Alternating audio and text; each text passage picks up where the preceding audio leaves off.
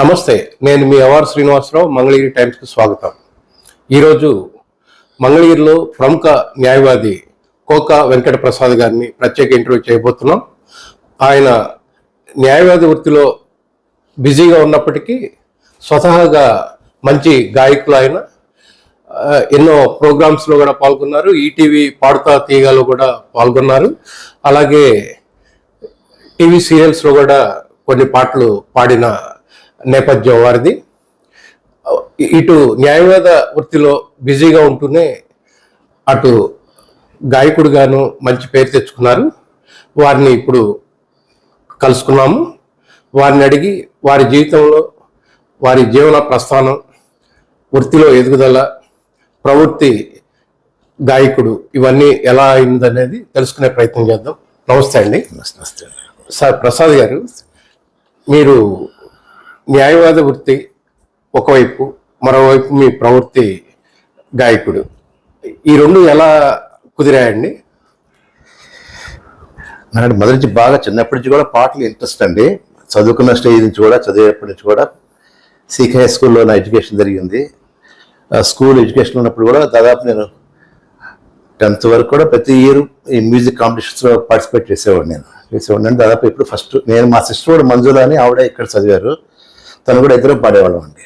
ఆవిడ almost first వచ్చేది, నేను సెకండ్. అలాగే ఇంటర్మీడియట్ కాలేజీలో నేను ఫస్ట్. కాలేజీలో కూడా అన్నింటిలో, హిందూ కాలేజీ, ఏసీ కాలేజీలో కూడా ఇలాగ కాంపిటీషన్స్ పార్టిసిపేట్ చేసేవాడిని. అలాగే ఇంట్రెస్ట్ మంగళగిరిలో కూడా అప్పుడు ఈ శేఖర్ గారిని ఫోటో స్టూడియో, జ్యోతి స్టూడియో ఆయన ఉండేవాడు. ఆయన ఈ విజయకృష్ణ కల్చరల్ అసోసియేషన్ అని చెప్పేసి ఒకటి అప్పుడు వాడు మంగళగిరి ఉండేదండి, బాగా చేసేవాడు. దాంట్లో వాళ్ళు ప్రతి ఇయర్, ఆల్మోస్ట్ ఎవ్రీ ఇయర్ ఈ కాంపిటీషన్స్ పెట్టేవాళ్ళు, లైట్ మ్యూజిక్, సినీ పాటలు పెట్టేవాళ్ళు. సో మేము యూస్ టు పార్టిసిపేట్ అండి. నేను, మా sister participate almost every day. Whenever we participate in the competition used to get first అనమాట. నేను అక్క ఫస్ట్ ఉండేది, నేను సెకండ్. ఒక స్టేజ్ ఎలా అయిందంటే, మేము వస్తున్నామంటే జనం వీళ్ళు వస్తారు మనకు రావని స్టేజ్కి వచ్చేసేది. అంటే ఎర్లీ 75, 76 ఆ ప్రాంతంలో ఉంటుంది. తర్వాత మేము కూడా మానేసిన తర్వాత చదువు, ఎడ్యుకేషన్ కాలేజీలో చేసిన తర్వాత అలా అయిపోయింది. ప్రొఫెషన్కి వచ్చానండి. అంటే కుటుంబంలో ఎవరన్నా మదర్కి ఇంట్రెస్ట్ అండి. Mother she the Karnataka music, she plays violin అండి. మదర్ ఫాదర్ కూడా ఈ తబలా ప్లే ఉంది, అది ఆయనకి ఫాదర్కి ఇంట్రెస్ట్ ఉంది. చిన్నప్పటి నుంచి కూడా మా మదర్ ద్వారా మావిడ మమ్మల్ని ఎక్కువ ఎంకరేజ్ చేసేదండి. మదర్ వీటిలో కాంపిటీషన్స్ పార్టిసిపేట్ చేయమని ఆవిడ ఎంకరేజ్ చేసేది. అలాగే దాని మీద చిన్నప్పటి నుంచి కొంచెం. అంటే న్యాయవాద వృత్తి వైపు వెళ్ళాలనే ఆలోచన ఎలా కలిగిందండి? అది నాన్నగారికి ఇంట్రెస్ట్. తన సర్వీస్లో ఉండి గవర్నమెంట్ డాక్టర్ ఇక్కడ మంగళగిరిలో చేశారండి. చేసి ఇక్కడ రిజైన్ చేసి ఇక్కడే అదే సెటిల్ అయిపోయి ఇక్కడ ప్రైవేట్ ప్రాక్టీస్ పెట్టుకున్నారు. ఆయన మొదటి నుంచి కూడా ఈ సర్వీసెస్ అంటే అంత ఇంట్రెస్ట్ లేదు ఆయనకి. ఈయన ట్రాన్స్ఫర్స్ ఇవన్నీ ఉంటాయని చెప్పేసి ఇండిపెండెంట్ ప్రొఫెషన్ ఉండాలని ఆయనకి మొదటి నుంచి కూడా ఇష్టం అండి. సో దానిలో భాగంగానే నన్ను ఈ ప్రొఫెషన్లోకి పంపించారు. మీరు లా ఎక్కడ చేశారు? ఏసీ కాలేజ్ అండి. ఏసీ కాలేజ్ చేశాను. మంగళగిరి అండి ప్రాక్టీస్ మంగళగిరి, గుంటూరు అండి. అంటే అప్పుడు మొత్తం ఇక్కడ ప్రస్తుతం 3 కోర్స్ సబ్ కోర్స్ అని ఉన్నాయి. ఇప్పుడు ఎర్లీగా అప్పుడు ఇక్కడ ఉండేవి కాబట్టి కొన్ని గుంటూరుకి వెళ్ళాలి. 2 చోట్ల చేసేవాళ్ళం అండి. 2 రకాలుగా. మంగళగిరిలో అడ్వకేట్ కోకా వెంకట ప్రసాద్ గారు అంటే దవక్కన వామపక్ష నేపథ్యం ఉన్న కేసులు వాదిస్తారనే పేరు ఉందండి. అది ఎలా వచ్చిందండి? అంటే యాక్చువల్గా అయితే నేను మామూలుగా ఇండిపెండెంట్ జూనియర్గా ఉన్నప్పుడు 83 to 87 ఇండిపెండెంట్గా జూనియర్గా పనిచేశానండి. మొదట్లో లంకానాగేశ్వరరావు గారు ఫస్ట్ ఆయన దగ్గర నేను జూనియర్ అండి. ఆ తర్వాత జీవి సత్యనారాయణ గారి దగ్గర నేను జూనియర్గా చేశాను ఒక 2-3 years. ఆ టైం 83లోనే మనకి ఇక్కడ 82లో ఆ ప్రాంతంలో ఇక్కడ సెకండ్ క్లాస్ జ్యుడిషియల్ మామూలుగా ఉండేదండి, మేజిస్ట్రేట్ కోర్టు ఉండేది. అది అప్గ్రేడ్ అయింది.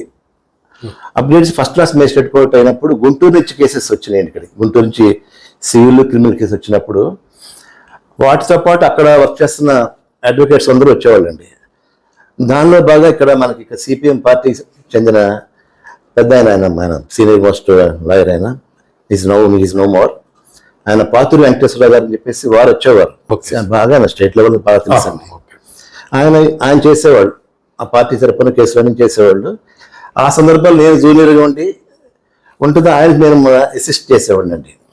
ఆయన వచ్చేవారు కోర్టులో కేసులు గుంటూరు నుంచి రావాలి, వచ్చే వరకు కోర్టులో రిప్రజెంటేషన్ చేయటం ఆయన తరపున. ఆయన ఉన్నప్పుడు కేసులు చేస్తున్నప్పుడు పక్కనే ఉండటంతో అలాగే అఫిలియేషన్ వచ్చింది నాకు. అలాగే తర్వాత నేను మామూలుగా 87లో ఇండిపెండెంట్గా ఆఫీస్ స్టార్ట్ చేసుకున్నానండి. 87 జాన్లో. తర్వాత కొంతకాలం ఏమైందంటే అక్కడి నుంచి రావటం ఇబ్బంది అయింది. గుంటూరు నుంచి వచ్చే అడ్వకేట్స్కి రాలేకపోయావు. ఇక్కడ మ్యాజిస్ట్రేట్స్ ఏమైనా ఒత్తిడి చేసేవాడు, వాళ్ళ కోసం మేము ఉండాలి, వెయిట్ చేయాలా అనే కేసులు చేయడంతో కొంచెం ఇబ్బంది వచ్చింది. అప్పుడు ఏమైందంటే ఇప్పుడు పార్టీ తరఫున మన డాక్టర్ చంద్రవతి గారి హస్బెండ్ ప్రసాద్ గారు వాళ్ళంతా ఆయన కూడా కమిషనర్ పార్టీ ఉండేవారు. రామ్మోహన్ రావు, మన నిమ్మగడ్డ రామ్మోహన్ రావు ఇదంతా కలిసి వాళ్ళు ఆలోచించుకుని లోకల్గా మనవాడు ఉన్నాడు, మనకు ఉన్నాడు ప్రసాద్, నాన్నగారు కూడా తెలుసు కాబట్టి డాక్టర్గా పరిచయం ఉంది కాబట్టి అని చెప్పేసి వర్క్ నన్ను చూడమని చెప్పేసి ఇచ్చారండి. అలాగా నాకు అక్కడి నుంచి ఫస్ట్ ఎదురుగా దాదాపు వాళ్ళ ఇప్పుడు 100 కేసెస్ ఉండేవి. 100 కేసులు దాకా ఉండే క్రిమినల్ కేసులు ఉండే. అప్పుడు ఏంటంటే ఈ సిపిఐ వర్సెస్ సిపిఎం ఈ కేసెస్ రైటింగ్ కేసెస్ ఉండే పార్టీ తరపున అని చిన్నకాక అని కుంచినపల్లి ఉండే కేసులు ఉండేయండి, స్టేషన్స్ కానీ రకరకాలు ఉండేయండి. సో అలాగా నాకు ఆ కేసులు చేయడంతో నాకు అలాగా ఆ ముద్ర నా మీద పడిపోయింది. ఇప్పటికి యాజ్ అన్ డేట్ కూడా వాళ్ళే అని నేను చూస్తానండి. ఇప్పుడు చూస్తున్నాను అలానే, అంటే వాళ్ళే అని కాదు. ఇప్పుడు ఎలా ఉంటుందంటే ఇప్పుడు పెద్దపరిమి ఉందండి, పెద్దపరిమిలో కాంగ్రెస్ మొత్తం నేను చూస్తాను. అలా ఇప్పుడు మనకి మా కొన్ని వెలగపూడి రాయపూడి కొన్ని చోట్ల టీడీపీ అంతా మన దగ్గరికి వస్తారు. అలా రకరకాల ఇప్పుడు అంటూ నాకంటూ ఒక దీంట్లో నేను మెంబర్షిప్ కానీ అదేం లేదు, అందరూ చూస్తాను. కానీ ఎక్కువ పెడితే ఎఫిలియేషన్ ఎక్కువ వాళ్ళే అవసరం వస్తే నిలబడతారు, చూస్తారు. అది అలా నాకు ఆ పార్టీ ప్లేయర్ని అయినా మీరు ప్రధానంగా సివిల్ కేసులు, క్రిమినల్ కేసులు ఏవి ఎక్కువగా చూస్తున్నారు? రెండు. ఇప్పుడు అంటే మొదట్లో ఇనిషియల్ స్టేజ్లో ఎక్కువ క్రిమినల్ ఉండేది. దాదాపు 2000 మనకి సపోర్ట్ వచ్చే వరకు కూడా సివిల్ తక్కువ అండి. ఇక్కడ ఓన్లీ ఇంజక్షన్నే ఉండేది. సపోర్ట్ వచ్చిన తర్వాత అన్ని హెవీ మ్యాటర్స్ రావడం, అన్ని రకాలు రావడంతో ఇప్పుడు రెండు చేయాల్సింది తప్పదండి. అలాగా ఇప్పుడు ఏమైందంటే యాజ్ ఆన్ డేట్ నేను ఎక్కువ క్రిమినల్ సైడ్కి వచ్చేసాను. దాదాపుగా ఎలా అంటే 89లో నాకు ఈ bank of India, state bank 96లో వచ్చిందండి. అలాగే అన్ని బ్యాంక్స్ రావడంతో సివిల్ వర్క్ కూడా వాళ్ళకి లీగల్ ఒపీనియన్ ఇవ్వటం, లోన్స్ తీసుకుంటారు బ్యాంక్స్లో, వాడికి ఒపీనియన్ ఇవ్వటం, అలాగా సివిల్ కూడా వచ్చింది. యాజ్ ఆన్ డేట్ అయితే నాకు ఎక్కువ క్రిమినల్ వర్క్ సివిల్ వర్కేనండి. సివిల్ వర్క్ ఉండి దాంట్లో భాగంగా నేను అప్పుడే ఎంఎస్ఎస్ కోర్స్ గారు టైంలో అప్పుడే ఇప్పుడు 89-90లో ఓడాకి నేను స్టాండింగ్ కౌన్సిల్ అండి. ఓడాకి స్టాండింగ్ కౌన్సిల్ ఉండేవాడిని. మొత్తం మన ఏరియా మొత్తం అర్బన్ డెవలప్మెంట్ అథారిటీకి ఫర్ అబౌట్ 12 years చేశానండి. 92 to 2002 దాకా చేశాను. ఆ తర్వాత మళ్ళీ మన 2017 to 21 వరకు అసిస్టెంట్ గవర్నమెంట్ ప్లేయర్గా చేశానండి. అది కూడా చేశాను. సో ఇప్పుడు తప్పదు, సివిల్ చూడాలండి, సివిల్ చేయాలి. ఆ రకంగా సాగుతూ ఉంది ప్రొఫెషన్. ప్రసాద్ గారు, మీరు న్యాయవాద వృత్తిలో ఉంటూ కూడా అనేక కల్చరల్ ప్రోగ్రామ్స్లో పాల్గొంటూ మీ గానామృతాన్ని ప్రేక్షకులకు పంచారు. ఇది ఎలా సమన్వయం చేసుకున్నారండి? ఇంట్రెస్ట్ మనకి అది చేంజ్ ఆఫ్ వర్క్, అదే మనకి రెస్ట్ కింద లెక్క. 4 చేంజ్ ఆఫ్ వర్కే రెస్ట్. సో రొటీన్లో ఉంటాం కాబట్టి అది కూడా మనకి చిన్నప్పటి నుంచి నాకు హాబీ ఒకటి ఉంది కాబట్టి దానివల్ల ఇలాగా కొత్త మాధ్యమాలు వచ్చినాయి కదండి, ఇంతకుముందు లేవు. నేను అలాగా ఇప్పుడు స్మైల్ అని చెప్పేసి ఒక యాప్ వచ్చింది. దాంట్లో అయితే మనం అన్ని మీకు ఆర్కెస్ట్రా మొత్తం ఫిలిం పాట ఎక్సెప్ట్ వాయిస్ మొత్తం కంప్లీట్ రికార్డ్ ఉంటుందండి.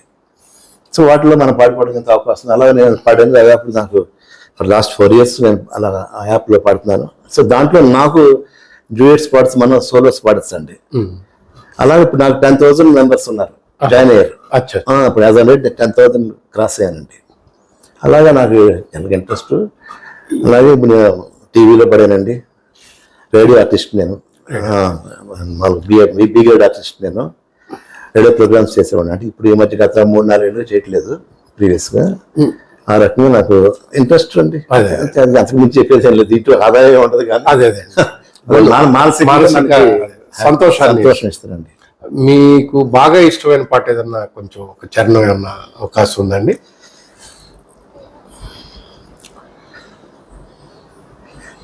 మంచి పాటలు అంటే ఘంటసాల గారి ఎస్పీ పాట ఏదన్నా చిన్న, అంటే ఎస్పీ గారు పాడిని మామూలుగా ఏకవీరలో ఒకటి ఉందండి. మామూలుగా ఏ పారిజాతం ఎక్కువ, అది నాకు ఇష్టం. పాట కాదు, అది ఖండిక, అది ఒక రాగమాలిక. అదే ఒక చిన్నది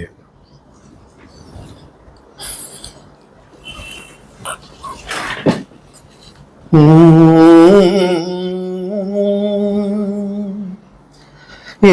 పారిజాతములియ గలను సఖీ గిరిమల్లికలు తప్ప గరిక పువ్వులు తప్ప ఏ కానుకలను అందించగలను చెలి గుండెలో తుల దాచుకున్న వలపులు తప్ప జగతిపై నడయాడు చంచల మల్లిక తరుణియాకృతి దాల్చు శరదిందు చంద్రిక శరదిందు చంద్రిక. ఇంకా చాలా బిట్స్ ఉన్నాయి, ఇది ఒక బిట్. చాలా బాగా పాడారండి. అలాగే ఏదైనా ఒక చిన్న డ్యూయట్ ఏమన్నా పాడతారా సార్?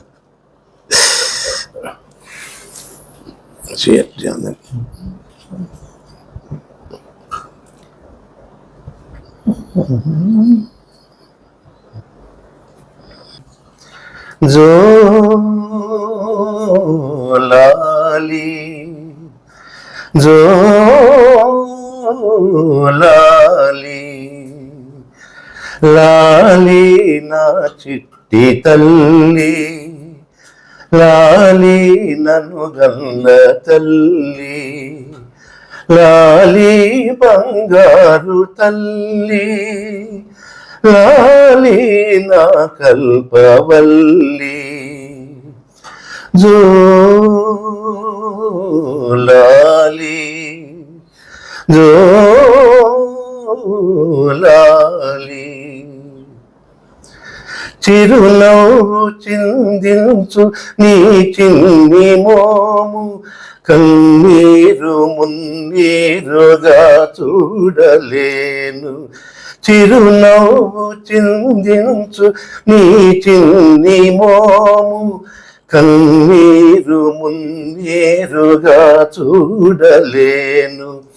నిన్ను గన్న నీ తల్లి కనుమూసెగాని నిన్ను గల్ల నీ తల్లి కనుమూసెగాని నిన్ను వీడి క్షణమైన నేనుండగలనా నిన్ను వీడి క్షణమైన నేనుండగలనా జోలాలి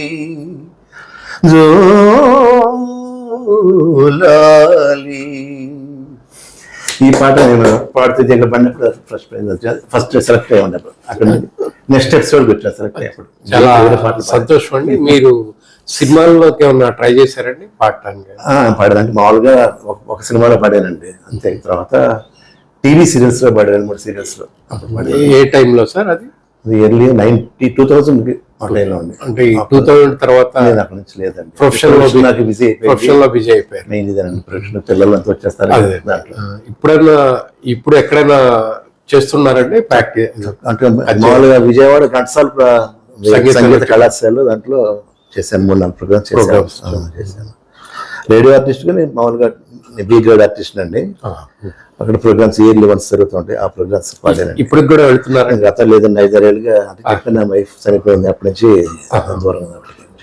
ఈ మేడం గారి ప్రస్తావన వచ్చిందండి. మీ పెద్దబాబు మ్యారేజ్ రిసెప్షన్ గుంటూరు నేను కూడా వచ్చానండి. అవును. ఆ రోజు వేదిక మీద మేడం గారి ఫోటో పెట్టి కార్యక్రమం నిర్వహించారు. జనరల్ గా అలా ఎక్కడ కనపడదు, అంటే అలాంటి సిచ్యుయేషన్ ఉండదండి. మీరు అలా పెట్టడానికి కారణం ఏమైనా ఉందండి? అంటే మొత్తం నా లైఫ్లో చాలా she played very major role అండి. అంటే ముందు మనకు మా తల్లిదండ్రులు మనకు చదువు బుద్ధి నేర్పిస్తారు, తండ్రి కూడా ప్రొఫెషనల్ మనం చేస్తారు. సో నా లైఫ్లో కొంచెం షీ గైడెడ్ మీ చాలా. షీ ప్లేడ్ వెరీ అంటారు బ్యూటిఫుల్ రోల్, మెయిన్ రోల్ ఆవిడ ప్లే చేసింది. ఫ్యామిలీని రన్ చేయటం కానివ్వండి, ఇతర విషయాల్లో కూడా she has played her very important role అండి. So which I cannot forget. దేవుడు ఉన్నాడు లేడు కానీ నాకు తెలియదు, కానీ నేను దేవుడిని నమ్మను, అదే మనిషే సో అలాగా I have got great respect. Now she is no more. ఆవిడ 2017 సెప్టెంబర్ 27 చనిపోయిందండి ఆవిడ. అనుకోని అన్ఎక్స్పెక్టెడ్. ఇది మన భీమవరం వెళ్ళే భీమవరంలో well she was doing shopping gold. 30th ఆవిడ బర్త్డే. దానికి ఆవిడ అక్కడ తెలిసిన వాడు ఫ్రెండ్స్ ద్వారా అక్కడ భీమవరంలో బ్యాంగిల్స్ ఆర్డర్ తెచ్చుకుందాని వెళ్ళాం. షాప్లో ఆవిడకి వచ్చింది. నేను వాడు ఏదో టైం పడుతుంది, సరిగా లేదని ఎక్స్చేంజ్ చేయలేదు అక్కడ ఉంది టైం. నేను కార్ దగ్గర వచ్చి కార్లో ఉన్నాను. తర్వాత నాకు ఫోన్ వచ్చింది, ఇలాగ ఆవిడ పడిపోయారండి సడన్గా. కార్ దగ్గర నాకు వచ్చేప్పుడు కార్లో వచ్చింది. మేము మామూలు క్యాజువల్ వెళ్ళినప్పుడు సీట్లో కొలాక్స్ అయిపోయిందండి. అక్కడ 108లో తీసుకెళ్ళాం. By then she's no more అని చెప్పారండి. అసలు అన్ఎక్స్పెక్టెడ్. అసలు she's very hale and healthy. ఆవిడకి ఎటువంటి ఇది లేదు. మంచి ఆవిడ she's national coach, national kabaddi champion అండి. ఆవిడ ఏ సిక్నెస్ కూడా లేదు. మరి వాట్ హ్యాపెన్ అనేది నాకు తెలియదు. చాలా బాధాకరం. అది నాకు లైఫ్ లో చాలా బాధాకరం అండి. విచ్ కెనాట్ అదండి, నోబడీ కెన్ కంపెన్సేట్ ఆ గ్యాప్ నాకు. అదే అందువల్ల నేను అదే అలా ఆవిడ ఇంపార్టెన్స్ ఉండాలి. తను లేకపోయినా కూడా ఫిజికల్ గా మనిషిగా లేకపోయినా తను చూస్తుంది. అదే ఆమె స్థానాల్లో ఆవిడ చూడాలంటే చూస్తుంది. ఆవిడ సమక్షంలో జరుగుతున్నట్టుగా చేశారు. అలా పెట్టాల్సి. మీ ఇద్దరు బాబులకి అలానే చేసినట్టు? ఇద్దరికి చేశానండి. మీ పిల్లల వివరాలు చెప్తారండి? నాకు 2 అబ్బాయిలండి. 2 అబ్బాయిలు, ఇద్దరు కూడా సాఫ్ట్వేరే. ఒక అబ్బాయి ఇప్పుడు స్టేట్స్ లో ఉన్నాడు, యూఎస్ లో ఉన్నాడు. చిన్న అబ్బాయి కూడా ఇప్పుడు ప్రస్తుతం నా దగ్గర ఉన్నాడు. అబ్బాయి కూడా సాఫ్ట్వేరే. Work from Pune company, work from home చేసుకుంటున్నాడు. నాతో కోడలు ఇద్దరు నా దగ్గర ఉన్నారండి. వాళ్ళు చూసుకుంటారు. ఇప్పుడు రెగ్యులర్ గా మీ ప్రొఫెషన్ కి ఇటు పాటలకి టైం ఏమైనా కేటాయిస్తారా? టైం అంటే యాక్చువల్గా నేను మామూలుగా అప్ టు 10 వరకు ఆఫీస్ ఉంటుందండి. ఆఫ్టర్ 10 పైకి వెళ్ళిపోయి స్నానం చేసి ఫ్రెష్ అయిపోతాం. నేను అక్కడి నుంచి ఒక 1 hour 11 to 12 నా ఓపిక సేపు పాటలు పాడుకుంటుంటాను. రెగ్యులర్ ఉండాల్సిందే. అది లేకపోతే లైఫ్ లేదు. అంత ఇంట్రెస్ట్. అది అంటే డైవర్షన్ అండి మైండ్కి. మనకి అది చాలా రిలాక్స్ అవుతుంది, పీస్ గా వస్తుంది నాకు దాంట్లో. ఇప్పుడు అంటే మీరు లాయర్ గా ప్రొఫెషన్ లో ఉన్నారు కదండి, మీ కోర్టులో జరిగే కార్యక్రమాల్లో ఏమన్నా మీరు ప్రత్యేకంగా పాడిన సందర్భాలు ఉన్నాయా? మామూలుగా కల్చరల్ ప్రోగ్రామ్స్ తక్కువ అండి మా కోర్టులో, తక్కువ. ఎప్పుడన్నా మామూలుగా సెమీ క్రిస్మస్ పెట్టినప్పుడు అక్కడ నేను ఐ యూజ్డ్ టు పార్టిసిపేట్ అండి. డివోషనల్ సాంగ్, క్రిస్టియన్ సాంగ్స్ కూడా పాడేవాడిని, పాడుతుంటాను అలాగా. మనకి మంగళగిరి అనగానే లక్ష్మీ నరసింహస్వామి దేవస్థానం ఫేమస్ అండి. అక్కడ బ్రహ్మోత్సవాలు పాడారండి. అక్కడ పాడారు, 3 సార్లు పాడారు. ఎవరుతో పాడారు? అప్పుడు నేను ఇండివిజువల్ పాడాను. అప్పుడు ఇండివిజువల్ పాడాను. తర్వాత చాలా కాలం అయిపోయిందండి ఈ మధ్య. అంటే మళ్ళీ ఇప్పుడు ఏమైనా ఆశించవచ్చండి మీ నుంచి బ్రహ్మోత్సవాలు కానీ? అడిగారు కూడా. నేను అంటే బాగానే పాడచ్చండి, అది ఇబ్బంది ఏం లేదు. చేయాలి కూడా ఉంది నాకు ప్రోగ్రామ్. ఒకసారి పాడాలి, చేస్తాను. అంటే మీలోని నైపుణ్యాన్ని, గాత్ర నైపుణ్యాన్ని, ఆ నైపుణ్యాన్ని కాదు, సరే మన ఊళ్ళో మనం ఎప్పుడు ఉన్నాం అంటే తప్పకుండా మనం కూడా పార్టిసిపేట్ చేయాలని ఉంటుందండి. జనరేషన్ మారింది కదా, జనరేషన్ మారిందండి. వాళ్ళకి కూడా మిమ్మల్ని పరిచయం చేసినట్టు అవుతుంది. చేయాలని ఉందండి ఆలోచన కూడా. మా మంగళగిరి టైమ్స్ వీక్షకుల కోసం మరో పాట ఏదన్నా అవకాశం ఉందండి, పాడతారా? మీ కాలేజ్ డేస్ మామూలుగా పాటలు పాడే కాంపిటీషన్ జరిగాయండి. ఇంటర్మీడియట్ చదువుతున్నప్పుడు అంటే ఫస్ట్ బ్యాచ్ మేము intermediate Mangalagiri CK junior college first batch అండి. సో అక్కడ మామూలుగా రెగ్యులర్ గా పార్టిసిపేట్ చేసేవాడు, అన్నింటిలో ఉండేవాడు. పాటల్లో నా ఇష్టం ఫస్ట్ నేనే ఉండేవాడు. ఇప్పుడు నాకు వచ్చేది. అప్పుడు ఆ టైంలో రేలుంటే ఏమంటే కన్న వయసు, అప్పుడు ఆ పాటలు ఉండేవి. ఏ జీవిలో విరిసిన పారి ఒకసారి పాటలు పాడేవాళ్ళం.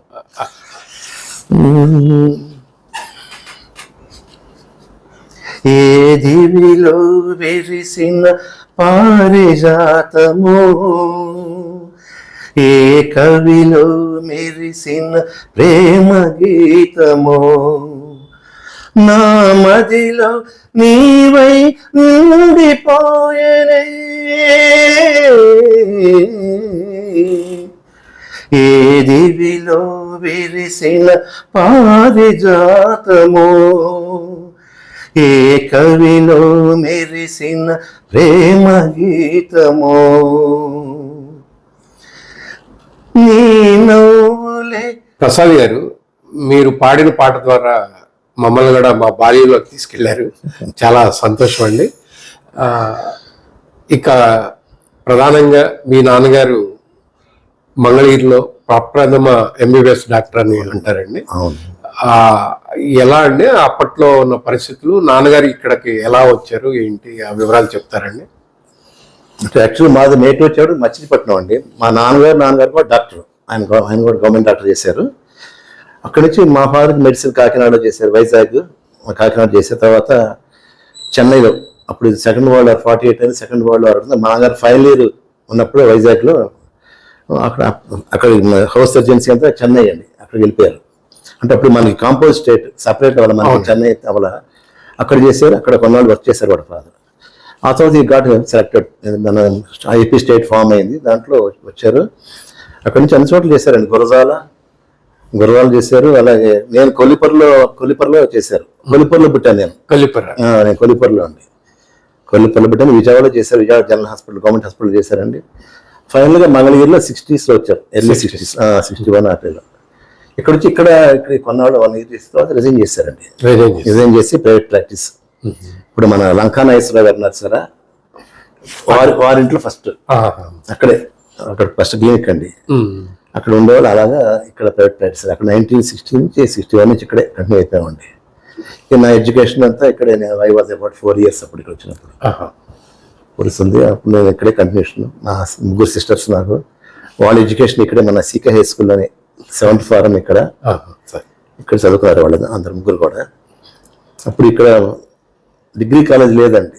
సో నాన్నగారు మా సిస్టర్స్ 3 కూడా మేరీ స్టెల్లా కాలేజ్ విజయవాడ, రోజు మార్నింగ్ కార్లు తీసుకెళ్ళి అక్కడ డ్రాప్ చేసి మళ్ళీ తీసుకొచ్చి మళ్ళీ ఈవినింగ్, అలాగే వాళ్ళ ఎడ్యుకేషన్ కంప్లీట్గా విజయవాడ ఇచ్చింది. అప్పుడు మనకి జూనియర్ కాలేజే ఫస్ట్ మా బ్యాచ్. అవునండి, 72 అది బ్యాచ్, ఫస్ట్ బ్యాచ్ మాది. అలా జరిగిందండి. మదర్ వచ్చేప్పటికి చెన్నై అండి. మా తాతగారు అమ్మగారి తండ్రి కలెక్టర్గా చేశారు. ఆయన సౌత్ అంతా అక్కడ కలెక్టర్ చేసి మళ్ళీ కాకినాడ ఇటు పక్క చేశారు. సో అక్కడ మదర్. సో అక్కడ నుంచి మా ఫాదర్కి చెన్నైలో చదివినప్పుడు తెలుసు, అలా మ్యాచ్. మా నాన్నగారు అన్నయ్య, మా అమ్మగారు అక్క ఇద్దరు ట్విన్స్ చేసుకున్నారు. మా పెద్దమ్మేమో మా పెద్దనాన్నగారు చేసుకుంది, ఆయన బ్యాంక్ మేనేజర్ అండి. మా నాన్నగారు సెకండ్, 3 అయినా చీఫ్ ఇంజనీర్. ఆయన మొత్తం 4 బ్రదర్స్ అండి. 4 అయినా జడ్జి అండి, సబ్జెక్ట్ చేశారు. అలాగా వాళ్ళిద్దరు అలా చేసుకున్నారు. తర్వాత ఫాదర్ ఇక్కడ వచ్చి ఇక్కడ సెటిల్ అయ్యి అయిపోయామండి. అలాగా అది చాలా సంతోషం అండి. మీ చైల్డ్హుడ్లో ఫ్రెండ్స్ ఇప్పటికీ ఎవరితో ఉన్నారండి? కంటిన్యూ ఉన్నారండి. నా చైల్డ్హుడ్లో చాలా మంది ఉన్నారు. ఇప్పుడు మీకు అంటే నెయిల్ కొలికిపూడి నెయిల్ అని మీకు ఐడియా ఉంటుంది, జర్నలిస్ట్ వాళ్ళ బ్రదర్ అండి. వాళ్ళు నాకు మంచి చిన్నప్పటి ఫ్రెండ్స్ అండి. అలా ఉన్నారు. అలా చిల్లపల్లి లింగేశ్వరరావు అని అతను చనిపోయాడు, శివలింగేశ్వరరావు యాక్సిడెంట్ చనిపోయినప్పుడు బాగా క్లోజ్గా ఉండేవాళ్ళు అండి. మంచి ఉన్నారు, యాజ్ అండ్ డేట్ నాకు ఉన్నారు. కృష్ణాని, దామల కృష్ణాని అందరూ ఉన్నారండి. వాళ్ళంతా మీ కల్చరల్ అంతా అందరూ సరదాగా వాళ్ళు మిమిక్రీ చేసేవాళ్ళు, నెయ్యిలు వాళ్ళంతా కూడా మిమిక్రీ చేసేవాళ్ళు. అలా ఫ్రెండ్స్ స్టిల్ కాంటాక్ట్స్ ఉన్నాయి. నెయ్యిలు హైదరాబాద్లో ఉన్నాడు, అదే కలుస్తూ ఉంటారు, ఇప్పటికి కలుస్తుంటానండి. ఉన్నారు. అంటే మీరు కళాకారుడిగా, మంచి గాయకుడిగా మీ ప్రవృత్తిని ఎంచుకున్నారు. మంగళగిరిలో అటువంటి వాతావరణం కనిపించట్లేదండి. మీది అది నిజం బాధాకరం అండి. నాకు అనిపిస్తుంది, ఎప్పుడు కనిపిస్తుంది. ఆ రోజులో 70s చాలా చాలా యాక్టివ్గా ఉండేది. రెగ్యులర్గా కాంపిటీషన్ జరుగుతూ ఉండే నాటకాలు. మనకి నరసింహస్వామి గుడి అక్కడ పెద్ద 70s 2 ఉన్నాయి కదండి. అవునండి, అక్కడ పరిషత్ నాటకాలు జరిగాయండి రెగ్యులర్గా. జనం బాగా చూసేవాళ్ళు. ఇప్పుడు అది ఆ కల్చర్ పోయింది. ఆ కల్చర్లో చూసేవాళ్ళు లేరు. అంటే ఇప్పుడు మాధ్యమాలు కొత్త వచ్చేసాయి కదండి, మన కేబుల్ టీవీలు వచ్చినప్పుడు అంతా ఉండేవి కావు. అది కల్చరల్ యాక్టివిటీ తగ్గిందని చెప్పాలి. అలా అదే కాకుండా కల్చర్ తగ్గటమే కాకుండా తర్వాత కొన్నాళ్ళు ఇక్కడ మీరు ఇక్కడ ఒక కళా వేదిక, మంగళగిరి సరైన కళావేదిక లేదండి. ప్రోగ్రామ్ చేయడానికి ఒక ఆడిటోరియం అనేది లేదు. నేను కొందరితో అన్నాను కానీ అదే పెద్ద దాని గురించి పెద్ద రెస్పాన్స్ రావాలి ఎక్కడి నుంచి కూడా. ఒక ఆడిటోరియం ఆడుతుంటే ఉన్నారు మంగళగిరిలో మంచి మంచి ఆర్టిస్టులు ఉన్నారండి. మీరు వినే ఉంటారు, కట్ట అంజిబాబు ఐడియా ఉంటుంది, చాలా ఫేమస్. పరిషత్ వాటిలో చాలా చేసేవాళ్ళు ఉన్నారు మంగళగిరిలో. అలాగే మీకు ఆయన రవి ఉన్నారు మీకు. అవునండి, పేరేంటి రగడ రగడ రవీంద్రనాథ్ డైరెక్టర్ అండి, ఫిలిం డైరెక్టర్. అవునండి. మంగళగిరి నుంచి చాలా మంది ఉన్నారు. అలాగే మీకు రాఘవులు గారు మ్యూజిక్ డైరెక్టర్, అవునండి. ఆయన మంగళగిరి అండి. అదే అదే చనిపోయే ముందు నాకు వాకింగ్ వెళ్తుండేవాళ్ళు. బి గోపాలం గారు సారీ రాఘవులు గారు కాదు, బి గోపాలం గారు. బి గోపాలం గారు, బి గోపాలం గారు ఆయన మరి అక్కడ ఇక్కడే చనిపోయారు ఆయన. అవునండి. వాకింగ్ వెళ్తుండేవాళ్ళు, వెళ్తేప్పుడు వచ్చాడు నా దగ్గర 2 సార్లు కూర్చున్నారు ఆయన. ఇప్పటికీ కళాకారులు అప్పుడప్పుడు ప్రోగ్రామ్స్ ఇస్తుంటారండి మంగళగిరి. బి గోపాలం గారు మంచి ఉండేది. మంగళగిరి సరైన వేదిక లేదండి, ఉన్నారు ఆర్టిస్టులు ఉన్నారు కానీ అదే కొంచెం బాధాకరం. అంటే ఇప్పుడు ఉమ్మడి ఆంధ్రప్రదేశ్ విడిపోయాక రాజధాని అమరావతి చాలా ఇంపార్టెన్స్ ఉంది కదా, మన ఏరియా చాలా ఇంపార్టెన్స్ ఉంది. మంగళగిరి ప్రాధాన్యత పెరిగింది కాబట్టి మరి మీ చిరకాల కోరిక అది వస్తే మంగళగిరిలో మంచి కళాక్షేత్రం మంగళగిరికి రావాలని నా ఆకాంక్ష, కోరిక కూడా. అది ఉంటే చాలా మంది ఉన్నారండి ఆర్టిస్టులు మంగళగిరిలో, చుట్టుపక్కల ఉన్నారు, పాడేవాళ్ళు ఉన్నారు, నాటకాల్లో చేసేవాళ్ళు చాలా మంది ఉన్నారు. ప్రసాద్ గారు అని రైల్వే అసలు ఎంప్లాయీ ప్రసాద్ చూసారు కదా, ఆయన మంచి ఫేమస్ పౌరాణిక సాంఘిక ఉన్నారు. అలా చాలా మంది ఉన్నారండి ఆర్టిస్టులు ఉన్నారు. ప్లాట్ఫారం లేదు అంటే మనకి తెనాల్లో గానీ విజయవాడలో గానీ ఊళ్ళో గానీ మంచి కళాక్షేత్రాలు ఉన్నాయండి, ఇక్కడ లేవండి. లేవు. అది ప్లాట్ఫారం ఉంటే ఇంకా వస్తారు బయట, అదే చూస్తే ఇంట్రెస్ట్ వస్తుంది. జనరేషన్ ఫస్ట్ జనరేషన్ తెలియదు కదండి. అవునండి, తెలియదు ప్రోగ్రామ్స్ ఏంటి ఇవన్నీ తెలియదు. అప్పుడు నేను డిగ్రీ చదువుతున్నప్పుడైతే రెగ్యులర్ గా ఈ కళా పరిషత్ పోటీలు జరుగుతున్నాయండి, అందరూ వచ్చేవాళ్ళు, సినిమా డైరెక్టర్స్ అంతా వచ్చేవాళ్ళు, చూసేవాళ్ళు. అది లేదు, ప్రస్తుతం లేదు. మారిన పరిస్థితుల్లో అంతా మరి అందరికి ఇప్పుడు చదువులు, ఉద్యోగాలు, సాఫ్ట్వేర్ అంతా పోటీ ప్రపంచంలో అంత టైం స్పేర్ చేయలేకపోతున్నారు. ఏదైనా మనిషి ఆరోగ్యంగా ఉండటానికి ఉండాలండి, అది ఉండాలి. గేమ్స్ ఉండాలి, గేమ్స్ లేవు ఇక్కడ. గేమ్స్ కూడా బాగా మనకి నరసింహస్వామి గుడి అక్కడ కార్మిక చంద్రబాబు గారు అనేవాళ్ళు స్టేజ్ అనేవాళ్ళు, ఇప్పుడు మారిపోయింది అది. ఇప్పుడు మన దేవుడిది కళ్యాణ మండపం కట్టారు, దాంట్లో షటిల్ ఇవన్నీ మనకి బాల్ బ్యాడ్మింటన్ జరిగేదండి, కాంపిటీషన్ జరిగాయి, పోటీలు జరిగాయి. మన మనకి స్టేట్ ప్లేయర్ ఉండేవాడు ఆయన, మీకు పేరు వినే ఉంటారు, ఆయన పేరు హనుమంతరావు ఉండాలండి, ఫేమస్. మన మంగళగిరితో స్టేట్ ప్లేయర్ అండి. కృష్ణప్రసాద్ గారు, మన గద్దె నరసింహరావు మాస్టర్ షటిల్ ప్లేయర్ ఉన్నారండి. బాల్ బ్యాడ్మింటన్ నేషనల్ పేరు మంగళగిరి ఉన్నారండి. ఆయన పెద్ద ఆయన పేరు నాకు గుర్తులేదు అని ప్రస్తుతం. మంచి ఆర్టిస్టులు ఉండేవాళ్ళు. అలాగే మనకి మన సూర్యాజీ గారి బ్రదరు ఆయన ఉండేవాళ్ళు, ప్రభాకర్ అని, వాళ్ళంతా ఆడేవాళ్ళు అండి. అంటే గతంలో స్మారక టోర్నమెంట్లు కూడా పెట్టేవాళ్ళు మంగళగిరిలో అని ఉండేయండి. ఇప్పుడు అసలు గేమ్స్ లేవు, కల్చరల్ ప్రోగ్రామ్స్ ఏమి లేవండి. ఇప్పుడు స్టేజ్ ఇప్పుడు మామూలుగా మన నరసింహస్వామి గుడి ముందు ఈ ఉత్సవాలు జరుగుతున్నాయి, అదే బ్రహ్మోత్సవాలు జరుగుతాయి కదా, స్టేజ్ కూడా ప్రాపర్ గా లేదు. అది కూడా మేము కొన్ని పార్టిసిపేట్ చెప్పడం కారణం ఏంటంటే అది కూడా కారణం. మనిషి పాడుతూ ఉంటారు, మీకు బయట ఫుల్ డిస్టర్బెన్స్, పాడేవాళ్ళకి మనకి జనం వాతావరణం ఉండాలి కదా, జనం వింటున్నారో లేదు అది కూడా చూస్తాం కదా. డిస్టర్బెన్స్ గా ఉంటే మనకి అంత అందుకునే అంత ఇంట్రెస్ట్ కల్పిస్తారు నాకు. కొంచెం పీస్ఫుల్ గా లేదు అక్కడ. అంటే సపరేట్ గా ఒక ఆడిటోరియం లాంటి ఉంటే చాలా బాగుంటుందండి.